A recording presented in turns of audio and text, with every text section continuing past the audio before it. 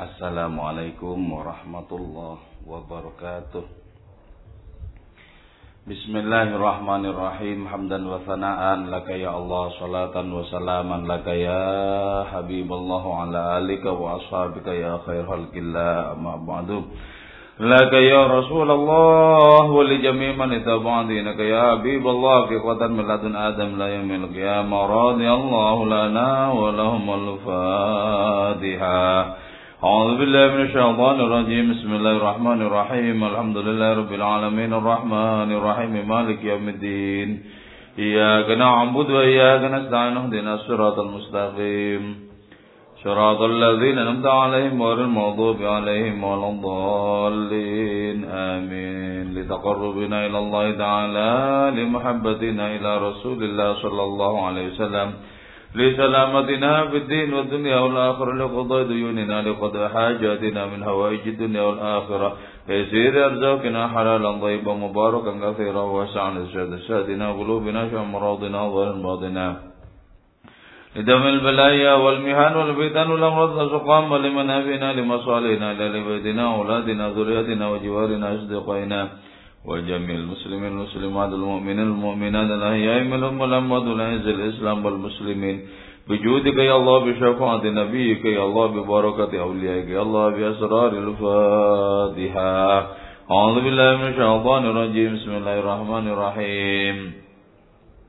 الحمد لله رب العالمين الرحمن الرحيم مالك يوم الدين. إياك نعبد وإياك نستعين اهدنا الصراط المستقيم صراط الذين أنعمت عليهم غير المغضوب عليهم ولا الضالين آمين.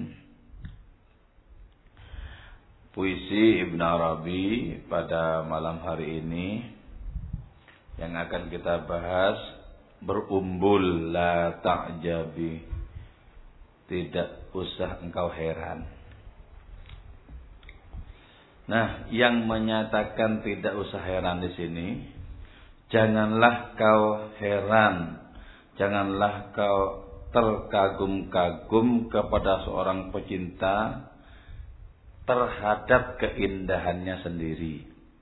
Yang menyatakan di sini adalah al-hadratul ilahiyah, hadirat ketuhanan. Jadi hadirat ketuhanan menyatakan kepada siapa saja, janganlah kalian terkagum-kagum, janganlah kalian merasa heran, merasa asing terhadap seorang pecinta yang tertarik kepada keindahannya sendiri. Jadi seorang pecinta itu adalah orang yang paling narsis, tertariknya kepada diri sendiri. Tapi dalam konteks ini yang dimaksud diri tak lain adalah pantulan dari Allah Maha Kekasih. Ketika kita membersihkan diri dari hasrat kepada selain Allah, ketika kita tersucikan dari lalai dan dosa-dosa, maka tampillah kita sebagai cermin paling bening di hadapan Allah, di mana Allah mengaca dirinya sendiri, memandang dirinya sendiri. Ketika saat itu kemudian di dalam diri seorang pecinta ada kemahaindahan Allah Ta'ala bersemayam di situ. Kagumlah kemudian si pecinta ini kepada dirinya sendiri. Kok bisa ya? Kok bisa ya? Kok bisa? Jangan takjub, jangan terkagum-kagum, jangan merasa asing dengan model seorang pecinta yang seperti itu, yaitu takjub kepada dirinya sendiri karena Allah memantulkan kemahaindahan pada diri seorang pecinta ilahi itu. Jadi kita sholat ya, kita mengerjakan ibadah yang lain, sesungguhnya dalam rangka agar rupa rohani kita itu adalah rupa Tuhan kita. Untuk apa kita dekat-dekatkan diri kita? Agar kita memiliki warna Allah Ta'ala. Untuk apa kita bercapek-capek, berjerih payah, memproses diri dengan riyadhah, dengan latihan rohani? Agar kita menerima pantulan warna-warni keindahan Allah Ta'ala. Itu yang kemudian diabadikan dalam sebuah ayat, sibghatallah wa man ahsanu minallahi sibghah wa nahnu lahu abidun. Sibghatallah itu betapa indahnya warna-warni celupan Allah Ta'ala. Jadi ketika jiwa-jiwa manusia terbersihkan dari hasrat kepada yang lain, ketika hasratnya cuma Allah, ketika tersucikan dari noda-noda dan lalai-lalai dan kesalahan-kesalahan, pada saat itu kemudian jiwa-jiwa itu dicelupkan oleh Allah Ta'ala di dalam telaga ilahi sendiri. Ketika dicelupkan, kemudian diangkat, muncul warna-warni yang begitu indah. Dalam wujud apa? Dalam wujud akhlak, dalam wujud perangai, dalam wujud perilaku. Jadi telaga ilahi itu satu. Tapi ketika jiwa-jiwa dimasukkan ke sana, kemudian diangkat lagi, muncul aneka warna yang sama-sama indahnya. Yang sama-sama indahnya. Pernahkah kita menemukan perilaku satu waliullah dengan yang lain sama? Tidak mungkin.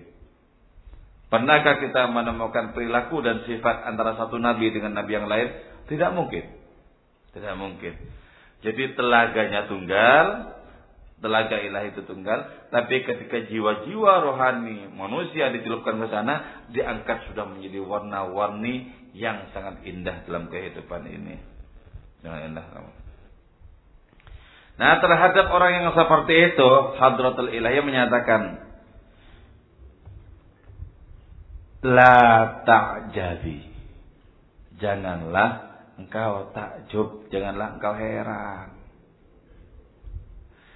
Karena siapa saja yang memasuki telaga cinta ilahi itu, siapa saja, itu akan merasakan kedahsyatan Allah pada dirinya sendiri. Jadi memang wataknya, lazimnya memang begitu. Yang begitu. Jangan kau anggap asing, memang begitu. Memang begitu.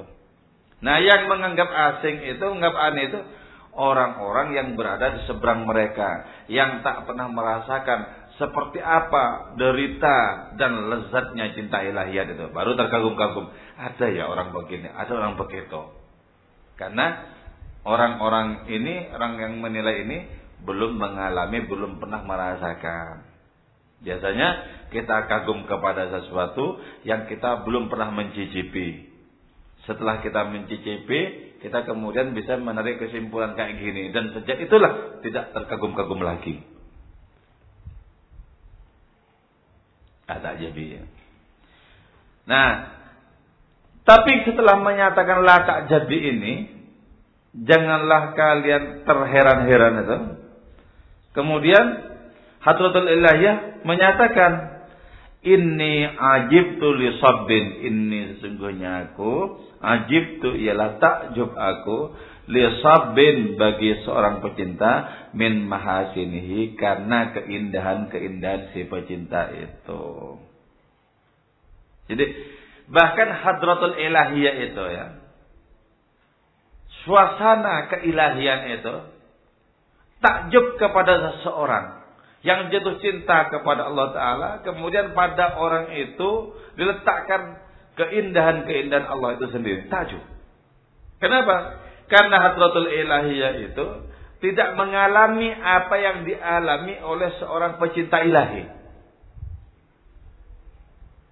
Seorang pecinta ilahi itu mengalami dua hal sekaligus, yaitu keterbatasan dirinya sebagai seorang pecinta dan ketakterhinggaan ilahi sebagai kekasih. Atau dibalik. Keterbatasan dirinya sebagai kekasih dan ketakterhinggaan Allah Ta'ala sebagai pecinta. Nah, Hadratul Ilahiyah itu berada pada satu sisi. Karena itu kemudian merasakan takjub. Merasakan takjub. Kenapa juga ini melarang? Janganlah takjub. Karena toh kalian juga sangat mungkin mengalami apa yang mereka alami. Kau itu sangat mungkin mengalami cinta ilahiyat sebagaimana dialami oleh para wali dan nabi. Kalian enggak usah takjub, tempuh saja lorong hidupmu bahkan yang paling sunyi dengan semangat keilahian. Nanti kau akan diantarkan kepada makom cinta itu. Makanya ya,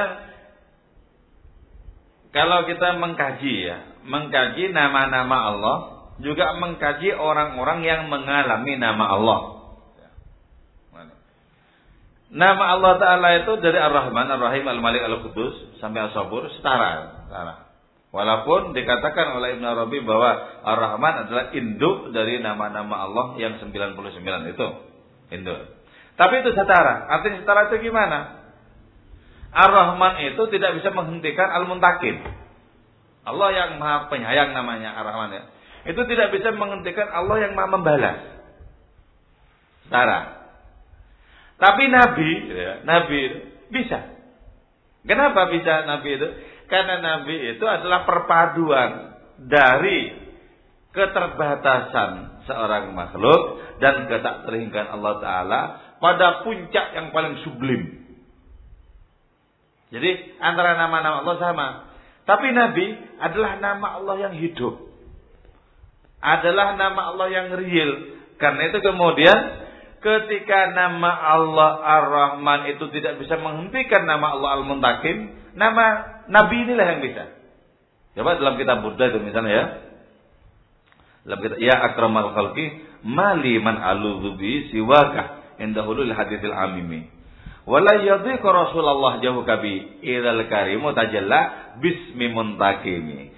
Jadi ketika Allah bertajalli dengan namanya Al-Muntakim yang membalas, Nabi ini kemudian muncul, itu bisa meredakan Al-Muntakimnya Allah Ta'ala dengan adanya syafaatul uzma itu.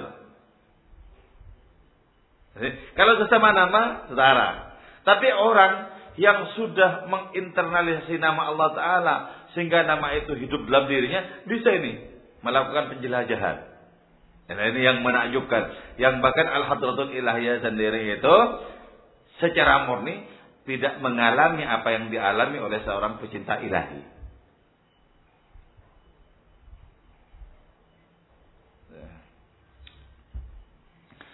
Tahtalu ma baina azharin wa bustanin. Coba sebelum dilanjutkan, ini agak pelik soalnya, bisa dipahami. Yang tadi dipahami. Pemahaman ini akan mengantarkan kita kepada adanya imajinasi suci ya. Imajinasi suci mengantarkan kita kepada rasa.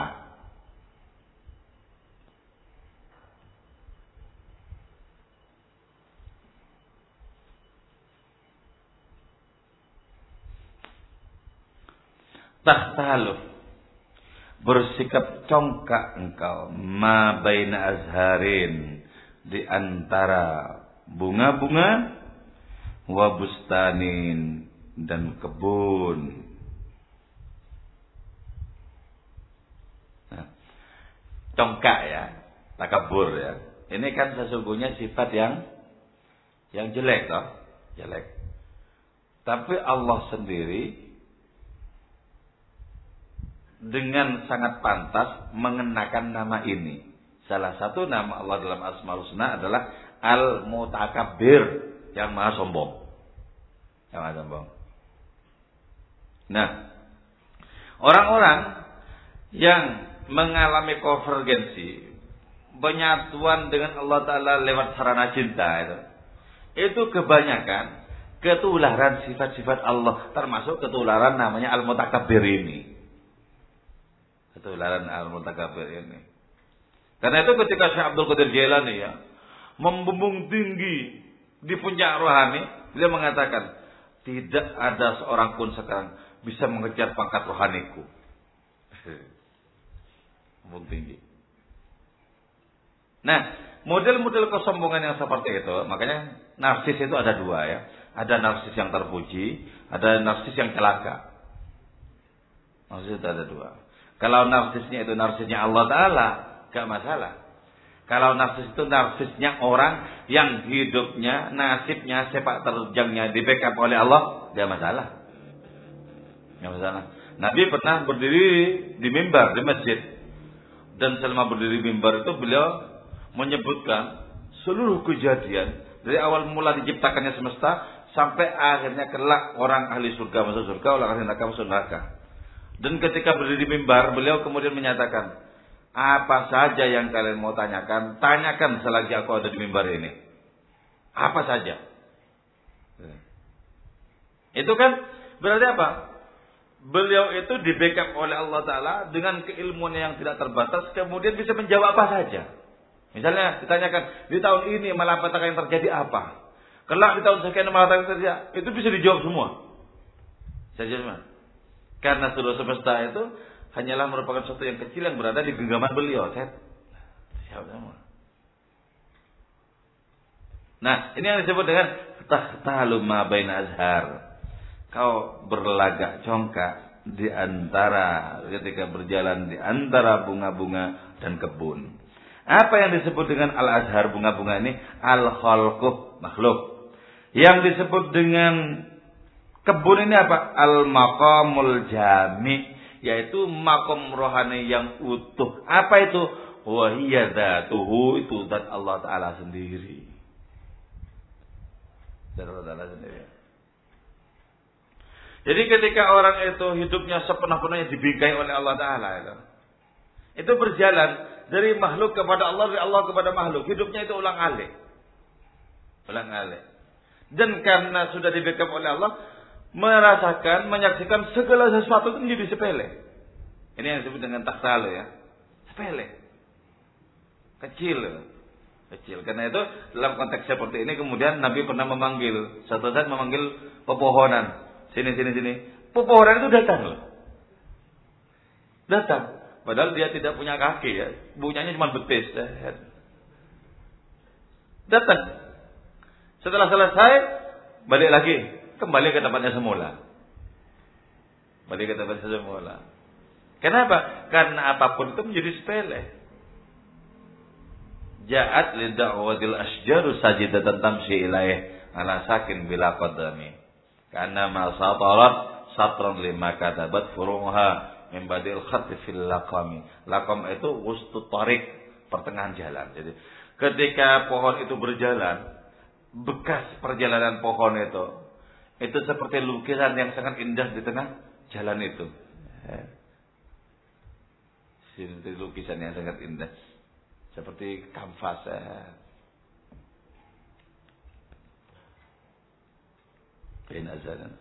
Jadi ketika orang itu sudah ulang-alik hidupnya antara makhluk Allah makhluk Allah dan lain semacamnya itu sesungguhnya tidak lain adalah tampil sebagai apa? Sebagai tangan Tuhan untuk mengurusi kehidupan. Karena itu datang kemudian kekuatan yang luar biasa. Dulu pernah ya, Mbah Khalil Bangkalan ya, diundang oleh salah seorang tetangganya yang agak jauh. Di Madura, terutama bagian barat itu kan, di situ tempatnya para belater, pendekar. Yang kopiahnya tinggi-tinggi, nah itu pegangannya celurit itu. Pegangannya celurit itu, main caok itu. Kan? Ketika orang-orang sudah pada berkumpul dan waktunya sudah tiba, si belater ini, tukang-tukang caro ini kemudian bilang, kok nggak dimulai? Siapa yang ditunggu? Nunggu Kiai Khalil. Kiai apa dukun itu? Jadi sudah menampakkan watak kasarnya itu loh. Sudah. Jawaban apa saja bisa salah itu. Kalau sudah begitu. Kemudian datang. Mbah Khalil itu datangnya naik andok, datang. Dari jarak yang jauh beliau sudah bisa mendengarkan belajar ini tadi berbicara. Nyampe di sana, ada apa katanya? Rumahnya miring kemudian sama buminya sekalian. Miring. Mana tadi yang ngomong gemeteran ketakutan? Kenapa? Seluruh makhluk ini sepele ketika orang sudah akrab dengan Allah. Sepele. Enggak ada satupun makhluk yang mencemaskan dirinya, enggak ada. Enggak ada. Yang diperhitungkan oleh orang seperti ini cuma Allah. Selebihnya, wong sama dengan tidak ada, untuk apa diperhitungkan? Selesai lah. Masalah jadi selesai. Jadi kalau orang makin dekat kepada Allah, makin mengurangi adanya wasilah-wasilah. Makin dekat kepada Allah, makin mengurangi wasilah. Karena itu Nabi tidak pernah tawasul ila hadrati siapa orang Nabi paling tinggi itu. Nah, yang enggak diperlukan. Mana contohnya? Contoh apa? Enggak memerlukan contoh. Nah, enggak tuh. Nabi paling tinggi di seluruh makhluk untuk apa? Bertawasul kepada siapa lagi?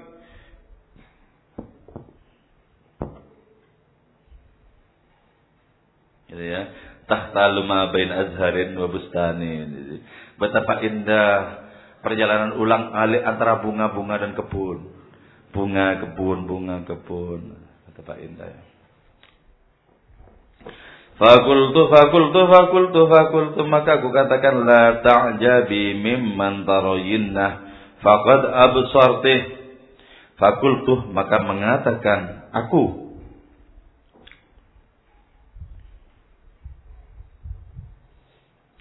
siapa ini ya? Aku si pecinta itu. La ta'jabi janganlah engkau takjub mimman terhadap orang taroyin yang sungguh melihat engkau faqad absarti nafsaki maka sungguh telah memandang engkau nafsaki kepada dirinya fi mir'ati insanin dalam cermin berupa manusia. Nah, kata orang yang mengalami cinta itu ya, bilang kemudian kepada hadratil ilahiyah itu, kau jangan takjub, enggak usah takjub, enggak usah terheran-heran terhadap orang yang kau saksikan ini. Kenapa? Sesungguhnya kau menyaksikan dirimu dalam cermin berupa manusia. Jadi dialog ini ya antara pecinta dengan hadrat keilahian itu dialog. Kalau yang pertama hadrat keilahian itu menyatakan aku takjub terhadap orang yang terbengong-bengong menyaksikan keindahannya sendiri. Padahal orang ini tadi sudah mengalami cinta kepada Allah Ta'ala. Sehingga orang ini tampil dengan sifat-sifatnya Allah Ta'ala. Salah satunya adalah sifat yang sombong itu. Nah, sementara kata orang yang pecinta ini, yang mengalami cinta ilahi ini mengatakan kepada hadrat keilahiannya itu. Menyatakan, tidak usah kau takjub. Sesungguhnya pada saat ini kau menyaksikan dirimu dalam cermin berupa manusia. Dialog ini diciptakan untuk apa sebenarnya? Dialog ini diciptakan untuk apa? Bukankah hadrat keilahian itu, hadrat Allah Subhanahu wa taala mengetahui semuanya? Mengetahui semuanya. Bukankah sesungguhnya hadrat keilahian itu mencakup segala-galanya? Tidak ada apapun yang tidak dicakup oleh hadrat keilahian itu. Kenapa terjadi dialog yang seperti ini? Itu dalam rangka menegaskan bahwa Allah itu mengangkat derajat para pecinta ilahi. Sesungguhnya di hadapan Allah tidak pernah ada dialog, adanya monolog sebenarnya. Monolog. Cuma kan biar dirasa sedemikian lezat, sedemikian nikmat, diciptakan dialog-dialog itu. Sesungguhnya Allah berdiri di dua belah pihak sebenarnya. Allah berdiri di dua belah pihak. Di si pecinta itu di hadrat keilahian juga sebenarnya. Berdiri di dua belah pihak. Coba ketika Allah Ta'ala bertanya, apakah engkau Muhammad? Apa enggak tahu jawabannya? Pasti tahu. Enggak mungkin Allah tidak tahu jawabannya. Apakah engkau hal ataka hadithul ghasyiyah? Ya tetap tahu. Jawabannya tetap tahu. Seluruh pertanyaan itu jawabannya Allah Ta'ala Maha tahu. Cuman diungkapkan seperti itu wujud penghargaan Allah Ta'ala kepada orang-orang yang memiliki cinta ilahiyat. Cara menghargainya seperti itu. Jadi ini sebenarnya setiap kebaikan dikerjakan di hadapan Allah yang kemudian terjadi dialog di situ karena ada doa Rabbi firli wali walidayya dan lain semacamnya itu semuanya monolog. Jadi dialog itu dikesankan untuk apa? Untuk mengangkat derajat orang-orang yang mendekat kepada Allah Ta'ala. Nah berarti gini, berarti tugas kita dengan adanya agama ini adalah menggosok diri segosok-gosoknya sampai mengkilat. Agar apa? Agar menjadi tempat bagi Allah untuk bercermin. Kapankah kita menjadi cermin Allah Ta'ala? Ketika kita sudah memantulkan akhlaknya Allah, memantulkan sifat-sifatnya Allah, berperilaku sesuai dengan nama-nama Allah. Itu berarti kita sudah menjadi cermin. Dan cermin paling bening di dunia bagi Allah adalah nabinya. Nabi terakhir Rasulullah SAW. Itu cermin paling bening di dunia. Maka karena itu kemudian kalau orang jatuh cinta kepada Nabi karena beliau cermin, sesungguhnya dia mulai jatuh cinta kepada keindahan Allah di dalam dirinya sendiri. Sebaliknya kalau orang itu muak kepada Nabi, sesungguhnya dia jijik tentang gambaran dirinya sendiri. Karena itu dua hal ini pernah terjadi dan sama-sama dibenarkan oleh Nabi. Suatu saat ya, Abu Jahal pernah bilang, orang paling menjijikkan di dunia engkau Muhammad. Nabi tidak mengingkari. Oh, iya betul. Nah. Terus datang Abu Bakar yang menyatakan orang paling indah, orang paling mengagumkan engkau Rasulullah, engkau juga betul sahabatku. Sama. Kenapa? Karena sesungguhnya dua-duanya ini sedang bercermin sebenarnya. Sedang bercermin. Dia menyaksikan Nabi itu kelam. Sesungguhnya itu pantulan dari wajahnya Abu Jahal sendiri. Suatu hari, kata Maulana Rumi ya, ada seorang filosof yang tidak percaya terhadap hantu. Di saat itu kemudian si filosof menghadap sebuah cermin. Kukatakan kepadanya, kalau hantu memang tidak ada, kenapa gambar di cermin itu kelam? Nah ini gambaran sebenarnya. Gambaran. Bahwa kita merasa senang kepada orang soleh, itu berarti kita memiliki benih-benih kebaikan dalam diri kita. Kita benci setengah mati kepada orang yang dekat dengan Allah Ta'ala, itu sesungguhnya adalah kebusukan-kebusukan kita dipantulkan oleh cermin itu ketika kita memandang orang itu. Cermin. Maka beruntunglah orang yang sudah menyaksikan orang lain itu dengan penuh kebaikan. Oh, ini baik. Berarti dia sudah mulai sadar. Ini harus ditanam dalam diri. Berarti mulai sadar benih-benih kebaikan itu sudah tumbuh dalam dirinya. Nah, sebenarnya Allah menciptakan semesta ini hanya dalam rangka menciptakan cermin itu. Ini yang kemudian banyak rahasia yang tidak bisa disampaikan dalam wujud jawaban. Coba, masa capek-capek dari dulu sampai sekarang hanya menciptakan cermin begitu untuk dirinya sendiri? Nah, di sini para sufi banyak tidak berbicara tentang rahasia-rahasia ini. Para sufi banyak yang diam dalam perkara yang seperti ini. Biarpun sesungguhnya mereka mengalami berbagai macam pengalaman yang tidak akan sanggup ditampung oleh kata-kata dan kalimat yang ditulis oleh para pujangga sekalipun. Tidak bisa. Di sini Ibn Arabi sedikit saja membuka sebuah rahasia. Sering kali kutangisi nasibnya Dajjal, kata Ibn Arabi. Sering kutangisi nasibnya Abu Jahal, Abu Lahab. Sering kutangisi nasibnya Namrud dan Haman. Sering kutangisi. Kenapa? Ini bukankah sesungguhnya mereka itu didahului ala al-maqdur oleh sebuah ketentuan. Toh Allah juga Maha tahu mereka akan menjadi seperti itu. Akan menjadi seperti itu.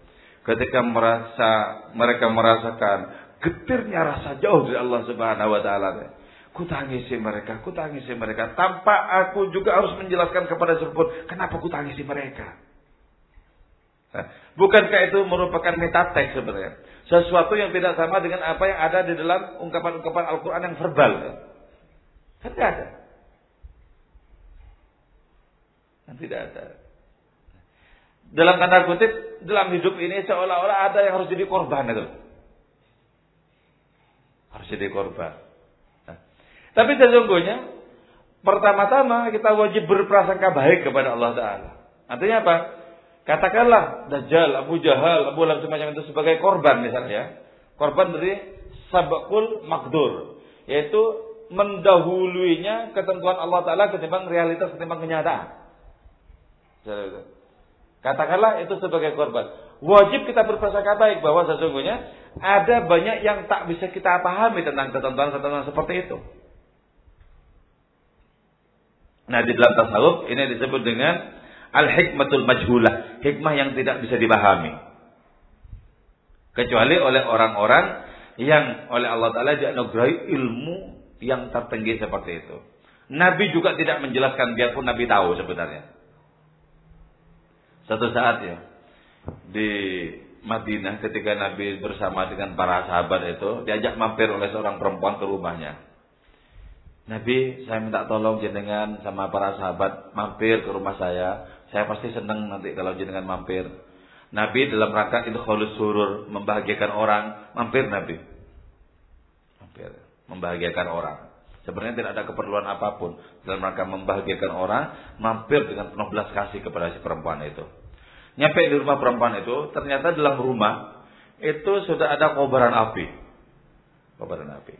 Di sekeliling kobaran api itu, anaknya perempuan kecil-kecil itu lari-lari itu loh. Dan itu penuh dengan kegirangan. Lari, kejar-kejaran sama saudaranya di sekitar api itu. Si perempuan ini kemudian bertanya kepada Nabi.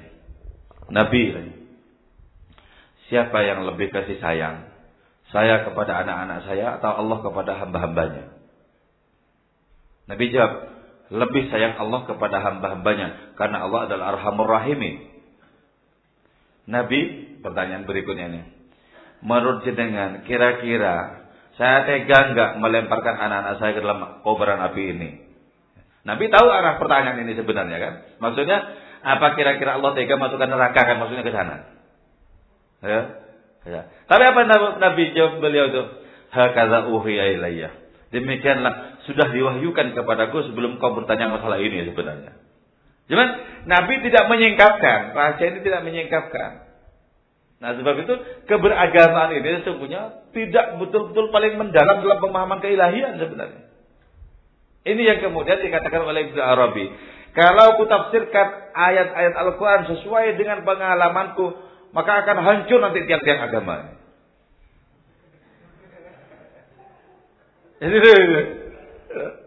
Mau apa di situ?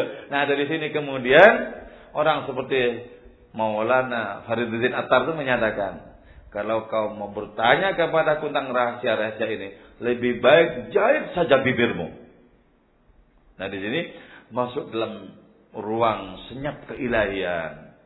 Ruang senyap keilahian di mana sopan santun merupakan satu-satunya yang mesti kita pegang, bahkan ketika cinta paling bergolak sekalipun. Diam. Suruh diam. Wong kita enggak usah masuk dalam wilayah situ kok. Dengarkan Al-Qur'an suruh diam. Wa idza quri'al Qur'ana fastami'u lahu wa ansitu. Kalau Quran dibacakan, diam, simak gitu loh. Diam. Enggak usah menurut teori, enggak pakai teorinya, diam aja. Enggak usah.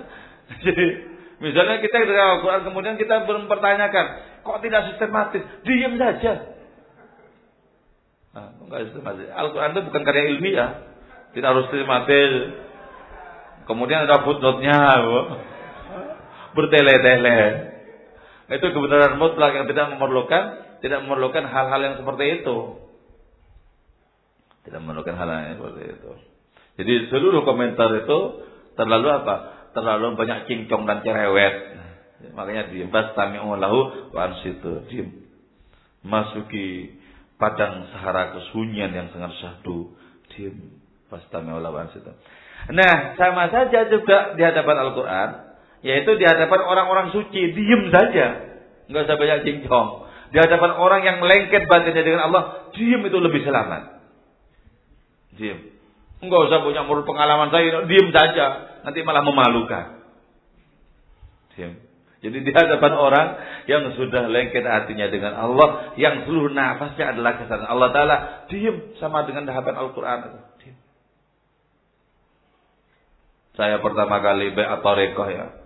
Bai'at thariqah di NTB kepada Tuan Guru Ridwanullah, Allah yarham ya.